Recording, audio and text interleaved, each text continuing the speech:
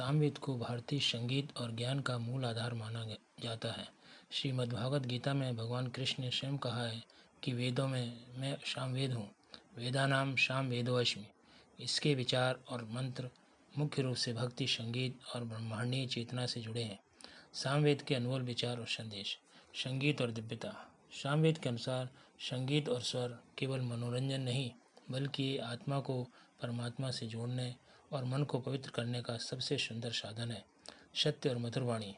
जो मनुष्य सत्य के मार्ग पर चलता है और जिसकी वाणी में विनम्रता होती है, उसके शब्द शहद के समान सबको प्रिय और मधुर लगते हैं। संयम का महत्व। जीवन में जो व्यक्ति अपनी इंद्रियों और मन पर संयम रखता है, वही वास्तविक अर्थों में अपने जीवन का स्वामी और विजेता बनता है। ज्ञान का दान। ज्ञान बांटने से बढ़ता है। ज्ञानी और विद्वान का कर्तव्य है कि वह अपने ज्ञान का प्रसार करे, क्योंकि संचित ज्ञान स्थिर हो जाता है, जबकि आदान प्रदान से अहंकार मिटता है और समाज का विकास होता है। प्रकृति के प्रति कृतज्ञता। सामवेद में रात्रि और प्रातःकाल जैसी प्राकृतिक व्यवस्थाओं को विश्राम, शांति और सुख प्रदान करने वाला मंगलकारी माना गया है।